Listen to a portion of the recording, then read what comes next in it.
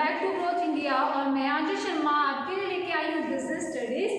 आपसे मैंने अपनी पहले कुछ वीडियोस में बिजनेस स्टडीज के चैप्टर 1 के बारे में बात कर चुकी हूँ। चैप्टर 2 में भी मैंने प्रिंसिपल ऑफ मैनेजमेंट में टेलर के प्रिंसिपल ऑफ मैनेजमेंट में आपको समझा चुकी हूँ। तो अगर आप लोगों ने मेरी वीडियोस नहीं देखी है गाइस तो प्लीज़ उनको एक बार डिस्क्रिप्शन में जाकर देख लीजिएगा।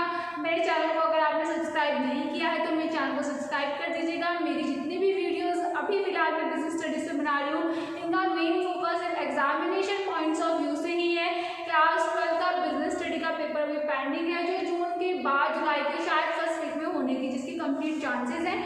मतलब 100% श्योर नहीं है बट हाँ ये चांसेस हैं कि शायद फर्स्ट वीक में जुलाई के आपका एग्जाम हो सकता है। तो आपको अपने प्रिपरेशन रेडी रखनी है, एग्जाम हो या ना हो आपको अपने अच्छे मार्क्स स्कोर करने हैं। तो उसके लिए आप मेरी वीडियो से फास्ट रिवीजन कर सकते हैं। और मेरी इन 2 वीडियोस के बाद मेरी कोशिश है कि मैं आपको फर्स्ट और सेकंड चैप्टर पे कुछ केस स्टडीज अपने एक सिंगल वीडियो में लेके आऊँ। तो प्लीज़ अगर आप चाहते हैं अच्छे से प्रिपरेशन करना, अच्छे मार्क्स स्कोर करना तो मेरे इन वीडियोज़ के साथ प्लीज़ टच में रहिए। तो स्टार्ट करते हैं चैप्टर 2 प्रिंसिपल ऑफ मैनेजमेंट, जिसमें हम बात करेंगे फ्यूल्स के प्रिंसिपल ऑफ मैनेजमेंट के बारे में। फ्यूल्स के प्रिंसिपल ऑफ मैनेजमेंट में मेरा पहला प्रिंसिपल जो फ्यूल्स का है वो है डिवीजन ऑफ वर्क। फ्यूल्स ने डिवीजन ऑफ वर्क में क्या कहा है? फ्यूल्स ने डिवीजन ऑफ वर्क में कहा है कि आप के कंपनी के जितने भी टास्क हैं you should divide them into small and convenient jobs, यानी कि आप अपने कंपनी के टास्क को स्मॉल और छोटी छोटी जॉब्स में डिवाइड कर दो। उससे क्या होगा? पहली बात तो आपकी कंपनी में किसी एक पर्सन के ऊपर एक कंप्लीट टास्क का बर्डन नहीं होगा। दूसरी बात यहाँ पर फ्यूल ने जो इंसिस्ट की है कि आपको एक काम को जब आप किसी पर्सन को अपॉइंट करो तो उसको उसकी एबिलिटी को, उसके एक्सपीरियंस के अकॉर्डिंग आप उस काम को उस पर्सन को दो। उससे क्या होगा? उससे एक तो आपकी कंपनी में स्पेशलाइजेशन आएगा, यानी कि जब एक ही पर्सन उस काम को बार बार रिपीट कर रहा है तो वो पर्सन उसमें स्पेशलिस्ट हो जाएगा। आप उसकी एबिलिटी के अकॉर्डिंग, उसके एक्सपीरियंस के अकॉर्डिंग आप किसी पर्सन को अगर काम दे रहे हो तो उसमें स्पेशलिस्ट हो जाएगा। दूसरा इससे क्या होगा? आपकी कंपनी में एफिशिएंसी इंप्रूव होगी। एफिशिएंसी इंप्रूव होगी का से क्या मतलब है? अब कोई पर्सन किसी काम में स्पेशलिस्ट बन चुका है तो he know the best method of doing that work, उसको बेस्ट मेथड पता है उस काम को करने का। तो यहाँ पर उस काम में जो वेस्टेज है वो मिनिमम होगी और रिसोर्सेज का जो यूज है वो मैक्सिमम होगा। तो यहाँ पर फ्यूल्स ने डिवीजन ऑफ वर्क में यही कहा है कि आपको काम को स्मॉल और कन्वीनियंट जॉब्स में डिवाइड करना है। जब भी आप काम को किसी पे को हायर करो तो उसके एक्सपीरियंस, उसकी एबिलिटी के बेस पर उसको हायर करो। इससे आपके काम में स्पेशलाइजेशन आएगा और आपके काम में एफिशिएंसी भी इंक्रीज होगी। तो आई होप सो आपको ये पहला पॉइंट समझ में आ गया होगा। चलिए अब बढ़ते हैं आपके नेक्स्ट प्रिंसिपल ऑफ मैनेजमेंट में। नेक्स्ट प्रिंसिपल ऑफ मैनेजमेंट है authority and responsibility. Authority means power to take decision, यानी कि डिसीजन लेने की पावर अथॉरिटी कहलाती है। रिस्पॉन्सिबिलिटी होती है कि आपको जो काम दिया गया है आपको वो काम उस टाइम पीरियड के अंदर कंप्लीट करना है, दैट इज रिस्पॉन्सिबिलिटी। तो फ्यूल्स यहाँ पर क्या इंसिस्ट करते हैं? फ्यूल्स यहाँ पर इंसिस्ट करते हैं there should be a balance between authority and responsibility in the company, यानी कि आपकी ऑर्गेनाइजेशन में, आपकी कंपनी में अथॉरिटी और रिस्पॉन्सिबिलिटी के बीच में एक बैलेंस मेंटेन होना चाहिए। यानी कि अगर आप किसी पर्सन को रिस्पॉन्सिबिलिटी दे रहे हो किसी काम को, टास्क को कंप्लीट करने की, तो उसको कुछ अथॉरिटी भी दो जो उसको उस काम को कंप्लीट करने के लिए चाहिए। अगर आपने किसी पर्सन को अथॉरिटी दी है तो उस काम को, उस पर्सन को फिर उसको रिस्पॉन्सिबिलिटी भी दो ताकि काम उसको स्मूथ रन किया जा सके। यानी कि अगर आपको अपने ऑर्गेनाइजेशन में, अपनी कंपनी में और अपने ऑर्गेनाइजेशन गोल्स को टाइम पीरियड के अंदर आप उनको अचीव करना चाहते हो तो there should be a balance between authority and responsibility. जितनी अथॉरिटी दी जाए उतनी रिस्पॉन्सिबिलिटी हो, जितनी रिस्पॉन्सिबिलिटी दी जाए उतनी अथॉरिटी हो, तब जाकर आपकी कंपनी के जो टास्क हैं वो टाइम पर कंप्लीट किए जाएंगे।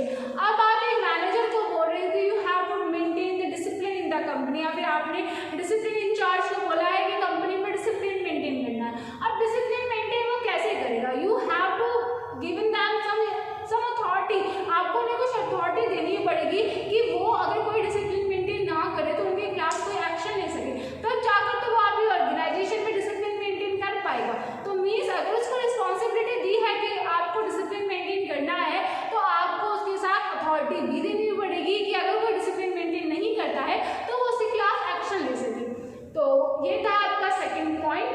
Priority and responsibility. I hope so ये समझ में आ गया होगा।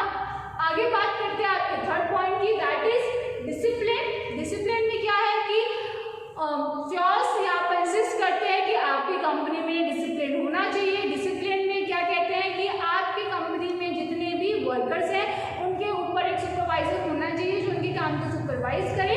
इसके अलावा जब भी आप किसी पर्सन को हायर करो तो उसको अपने रूल्स और रेगुलेशन से एक एग्रीमेंट बनवा लो, ताकि वह एक रूल्स और रेगुलेशन से अपनी कंपनी की उनको पहचान करवा दो, ताकि आपकी कंपनी के जितने भी रूल्स और रेगुलेशन है, आपकी कंपनी का जो डिसिप्लिन है वो चलता रहे। और अगर बाय चांस कोई एम्प्लॉय डिसिप्लिन मेंटेन नहीं करता है तो इसके खिलाफ कुछ एक्शंस भी लिए जाए, पनिशमेंट दी जाए, ताकि कंपनी का डिसिप्लिन को स्मूथ रन किया जा सके। एक ऑर्गेनाइजेशन बिना डिसिप्लिन के स्मूथ रन नहीं कर सकती। आई होप सो ये पॉइंट भी आपको समझ में आ गया होगा। तो यहाँ पर हम फ्योल्स के 3 प्रिंसिपल्स के बारे में बात कर चुके हैं। एक प्रिंसिपल नेक्स्ट 4th प्रिंसिपल पे आता है, that is unity of command. Unity of command में फ्योल्स ने क्या इंसिस्ट किया है? यूनिटी ऑफ कमांड में फ्योल्स कहते हैं कि आपकी कंपनी में जो इंडिविजुअल एम्प्लॉय है उस इंडिविजुअल एम्प्लॉय के ऊपर जो हेड है, they should be only one boss for an individual employ. Means आपकी कंपनी में जितने भी एम्प्लॉयज हैं उनके ऊपर सिर्फ एक ही बॉस होना चाहिए, एक एम्प्लॉय के मल्टीपल बॉसेस नहीं होने चाहिए।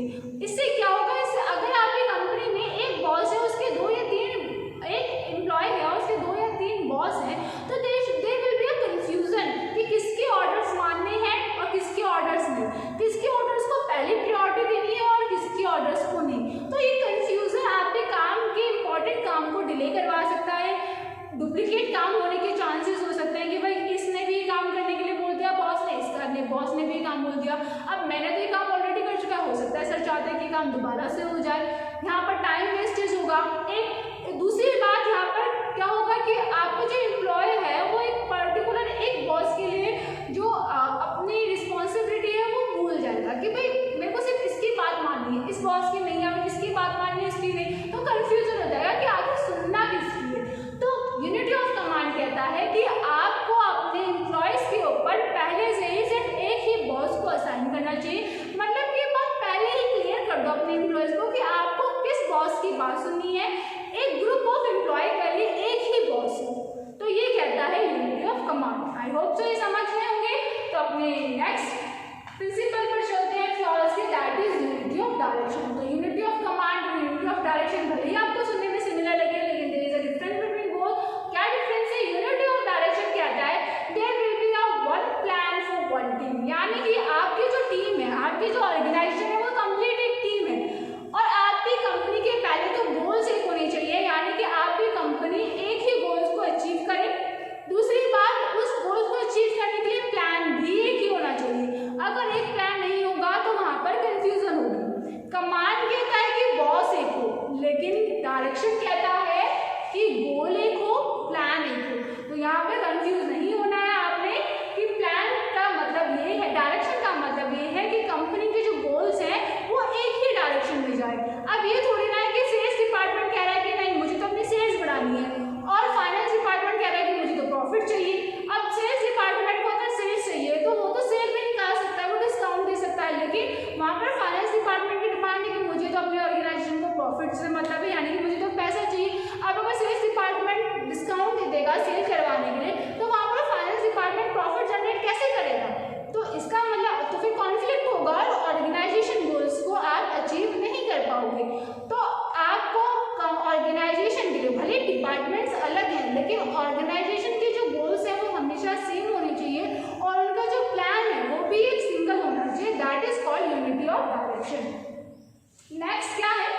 नेक्स्ट कहता है subordination of individual interest to general interest. इसमें फ्योल्स ने क्या इंसिस्ट किया है? इसमें फ्योल्स ने इंसिस्ट किया है कि आपके जो मैनेजर के पर्सनल इंटरेस्ट हैं उनको कभी भी प्रायोरिटी नहीं मिलनी चाहिए ऑर्गेनाइजेशनल गोल्स के ऊपर, यानी कि आपके ऑर्गेनाइजेशन गोल्स को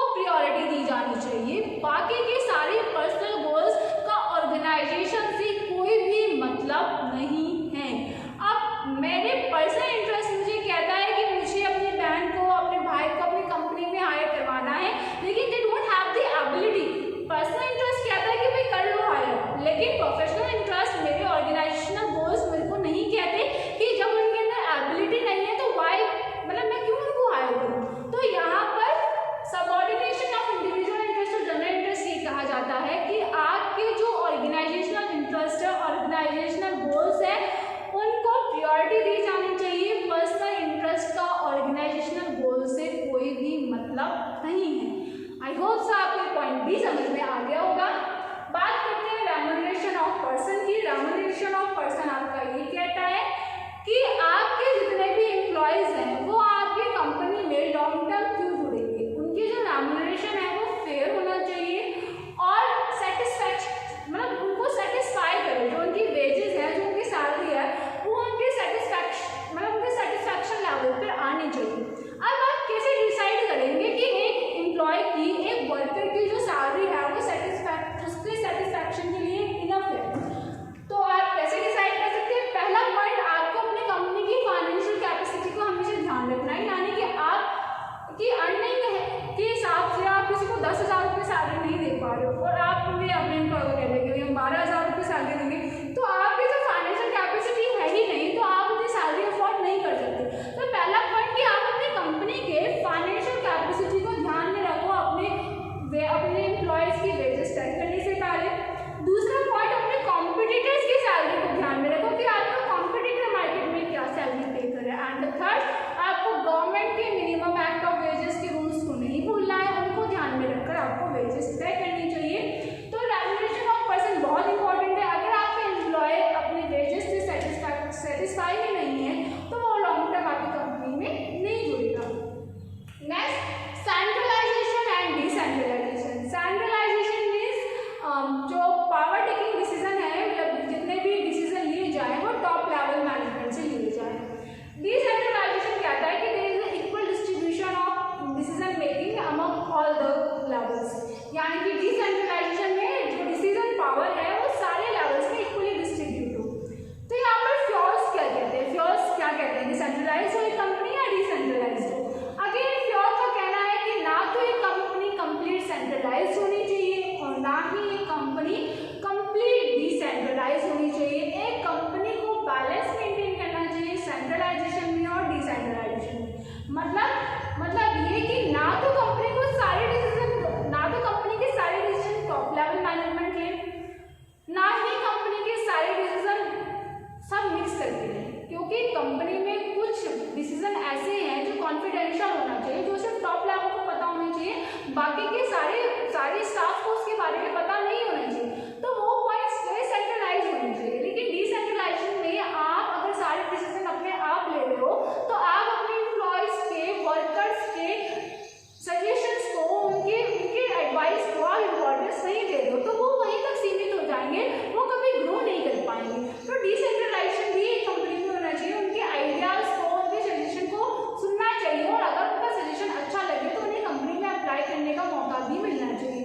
तो अगर आपकी कंपनी में एक स्मूथ रनिंग चलती रहे, एक ऑर्गेनाइजेशन गोल्स को टाइम से अचीव होना होए, तो आपको सेंट्रलाइजेशन और डिसेंट्रलाइजेशन के बीच में बैलेंस मेंटेन कर रखना चाहिए। ये कहते हैं हमारे फ्योर्स। तो अब बात करते हैं प्रिंसिपल्स ऑफ स्केलर चेन की।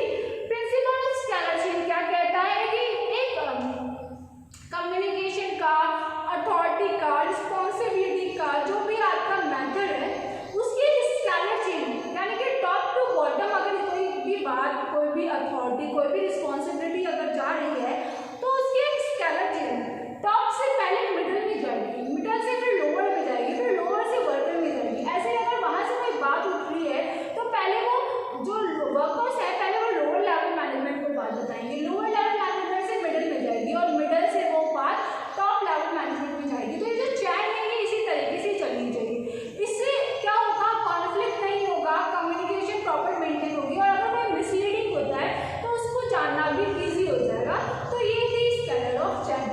आई होप सो आपको जितने भी प्रिंसिपल मैंने पढ़ाए हैं वो समझ गए होंगे। अभी हम बात करेंगे 5 और प्रिंसिपल ऑफ मैनेजमेंट की। तो चलिए अब स्टार्ट करते हैं, अपने बाकी के जो 5 प्रिंसिपल्स रह गए हैं उनसे स्टार्ट करते हैं और आज इस चैप्टर को फिलहाल यहाँ पे खत्म करते हैं। बाकी के जो पॉइंट्स रह गए हैं वो कल मेरे वीडियोस में कंप्लीट हो जाएंगे। तो फ्यूल्स का हम 10 प्रिंसिपल पढ़ते हैं। फ्यूल का 10 प्रिंसिपल है principle of order. Principle of order में फ्यूल्स क्या कहना चाहते हैं? पहली बात तो ऑर्डर का मतलब यहाँ पर कमांड से नहीं है। नॉर्मली ऑर्डर का मतलब हम लोग कमांड समझते हैं, पर ऑर्डर का मतलब यहाँ फ्यूल्स ने तो कमांड से नहीं दिया है, यानी कि आप क्या कमांड कर रहे हैं। ऑर्डर का मतलब यहाँ पर फ्यूल्स का क्या है? ऑर्डर का मतलब यहाँ पर है कि there should be a proper place और there should be a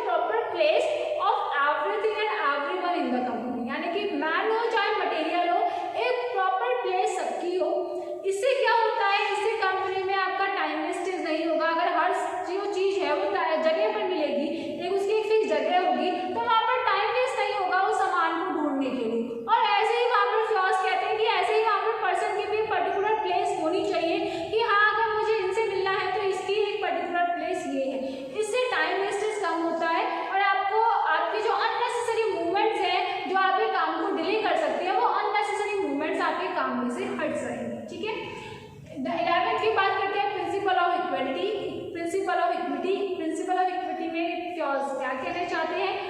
equity का मतलब यहाँ पर है इक्वालिटी से, इक्वालिटी ऑफ ट्रीटमेंट, यानी कि आपकी कंपनी में जितने भी एम्प्लॉयज काम कर रहे हैं, वैसे उनकी पोजीशन कुछ भी हो आपकी कंपनी में, उनके साथ आपका जो ट्रीटमेंट है वो ट्रीटमेंट इक्वल होना चाहिए, आपका बिहेवियर उनके साथ इक्वल होना चाहिए, उनकी पोजीशन के हिसाब से आपको उनके साथ डिस्क्रिमिनेट नहीं करना है कि यार ये तो पियोन है तो आप उसके साथ डिस्क्रिमिनेशन कर रहे हो, आपका बिहेवियर उसके साथ कुछ और है और वही मैनेजर के साथ आपका बिहेवियर कुछ और है, ऐसा आपकी कंपनी में बिल्कुल नहीं होना चाहिए। यहाँ पे इक्विटी का मतलब फ्योर का सैलरी इक्वल से बिल्कुल नहीं था कि आपकी सैलरी इक्वल हो पूरी कंपनी में, नहीं। फ्योर का कहने का मतलब ये है कि वहाँ पर सेक्स या फिर रिलीजन, कास्ट, इनको लेकर आपको डिस्क्रिमिनेट नहीं होना है, आपको अपने हर एम्प्लॉयज को इक्वल ट्रीट करना है। तो अब बात करते हैं 12th की। 12th में प्रिंसिपल ऑफ फ्योर्स क्या कहते हैं? तो यहाँ पर फ्योर्स कहते हैं कि stability of tenure of personal, यानी कि आप जब अपनी कंपनी में किसी एम्प्लॉय को हायर करते हो तो पहले तो हायर करने से पहले आप उसको अच्छे से एग्जामिन कर लो कि वो आपकी कंपनी के लिए सुटेबल है या नहीं। बट अगर आपने उस कंपनी में उसे अपने कंपनी में हायर कर लिया है तो दैट आपको उसको एक जॉब सिक्योरिटी देनी पड़ेगी, उसका फ्रीक्वेंट ट्रांसफर या फिर टर्मिनेशन आपकी कंपनी में नहीं होना चाहिए। आप एक एम्प्लॉय को अपनी कंपनी के लिए एबल बनाने के लिए उसके ऊपर आप बहुत मेहनत करते हो, उसको ट्रेनिंग प्रोवाइड कराते हो, उसके लिए टाइम की वेस्टेज जाता है। अगर आप उस एम्प्लॉय को टर्मिनेट कर रहे हो या ट्रांसफर कर रहे हो तो आप उतना टाइम पीरियड अपना कंपनी का बर्बाद कर चुके हो, यानी कि यहाँ पर वेस्टेज ऑफ टाइम हो रहा है तो और रिसोर्सेज कभी वेस्ट हो गए यहाँ पर आपके। तो यहाँ पर फ्योर्स इंसिस्ट करते हैं कि आपको अपने एम्प्लॉयज़ को जॉब सिक्योरिटी देनी है, उनको फ्रीक्वेंटली टर्मिनेट या ट्रांसफर उनको नहीं करना है और उनके अंदर हमेशा जॉब सिक्योरिटी की फीलिंग्स हमेशा रहनी चाहिए। तो ये था स्टेबिलिटी ऑफ टेन्योर पर्सनल। तो चलिए गाइस अब अपने 13 पॉइंट्स के बारे में बात करते हैं। 13 प्रिंसिपल क्या है? 13 प्रिंसिपल है principle of initiative. Principle of initiative में फ्योर्स क्या कहना चाहते हैं? इनिशिएटिव का मतलब है taking the first step to self motivation. यहाँ पर फ्योर्स ये कहना चाहते हैं कि आप जो मैनेजर है, मैनेजर को अपने एम्प्लॉयज को हमेशा इंकरेज करना चाहिए कि वो जो भी काम कर रहे हैं उसमें वो खुद कोई बेटरमेंट लेके आए, खुद की कोई एफिशिएंसी लेके आए, यानी कि उस काम को एक अच्छे तरीके से करने के लिए वो खुद से कुछ इन्वेंशन करें। फ्योर्स का कहना यहाँ पर ये है कि एक मैनेजर को अपने एम्प्लॉयज को इंकरेज करना चाहिए कि वो अपने खुद के मेथड्स बना सके ताकि वो अपनी कंपनी में डेवलप हो सके, ठीक है। अगर उनके मेथड्स को, उनके सजेशंस को आप मौका नहीं दोगे, उनको एक चांस नहीं मिलेगा तो उनकी जो थिंकिंग है, उनकी जो एबिलिटी है, उनको कभी भी इम्प्रूव आप नहीं कर सकते। तो यहाँ पर दूसरी बात, यहाँ पर फ्योर्स क्या कहना चाहते हैं? फ्योर्स का इनिशिएटिव का मतलब डिसऑर्डर बिल्कुल नहीं है कि मैनेजर डिसीजन ले रहा है लेकिन मैनेजर ने डिसीजन ले लिया उसके बाद भी एम्प्लॉयज अपने खुद के मेथड्स निकाल रहे हैं, नहीं। इनिशिएटिव का मतलब ये है कि जब भी कोई डिसीजन लिया जाए एक ऑर्गेनाइजेशन के लिए, उस वक्त आपके वर्कर्स के साथ एक डिस्कशन हो और वहाँ पर एक डिस्कशन हो कि भाई इस काम को किस तरीके से बेटरमेंट से किया जा सकता है। लेकिन अगर एक बार मैनेजर कोई डिसीजन ले लेता है तो सारे एम्प्लॉयज को उस काम को उसी मैथड से करना चाहिए जिस मैथड से मैनेजर ने कहा है। तो यहाँ पर फ्योर्स ने इनिशिएटिव का मतलब सिर्फ इतना कहा है कि डिसीजन लेने से पहले एक सजेशन, एक डिस्कशन होना चाहिए कि ये काम किस तरीके से किया जा सके। वहाँ पर एम्प्लॉयज को अपने पॉइंट्स रखने का पूरा मौका मिलना चाहिए और वहाँ पर एक मैनेजर को इंकरेज करना चाहिए अपने एम्प्लॉयज को कि वो अपने खुद के मैथड जो है वो ला सके, जनरेट कर सके। लास्ट प्रिंसिपल जो हमारा खत्म होता है यहाँ पर फ्योर्स का, that is spirit the corps. इसमें जो फ्योर्स है वो क्या कहना चाहते हैं? इसमें फ्योर्स ये कहना चाहते हैं कि there should be team spirit and harmony between all of the organisation, all the members of the employees. कि आपकी कंपनी में जितने भी एम्प्लॉयज हैं, जितने भी वर्कर्स हैं, उनमें टीम स्पिरिट होनी चाहिए, एक हार्मनी मेंटेन होनी चाहिए, शांति बनी रहनी चाहिए। जितने भी वर्कर, जितने भी मेंबर्स आपकी कंपनी में काम करते हैं, एक मैनेजर को कोई भी कन्वर्सेशन करने से पहले इस बात का ध्यान रखना चाहिए कि वो अकेला कोई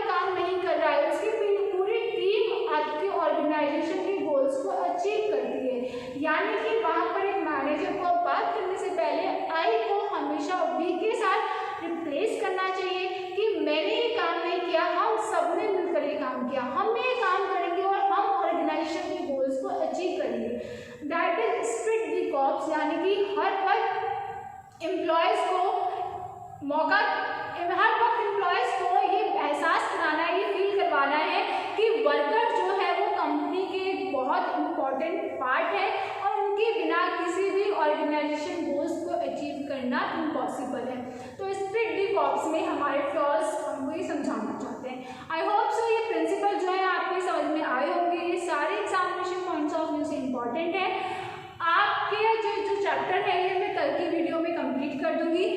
प्लीज़ इस वीडियो को लाइक कीजिएगा, शेयर कीजिएगा, सब्सक्राइब नहीं किया तो प्लीज़ सब्सक्राइब भी कर दीजिएगा। और मैं अपनी नेक्स्ट वीडियो में जो केस स्टडीज़ लेके आऊँगी इससे नेक्स्ट वीडियो में, तो प्लीज़ उनको जरूर देखिएगा, वो आपके एग्जामिनेशन पॉइंट ऑफ व्यू से बहुत इंपॉर्टेंट है। Thank you so much.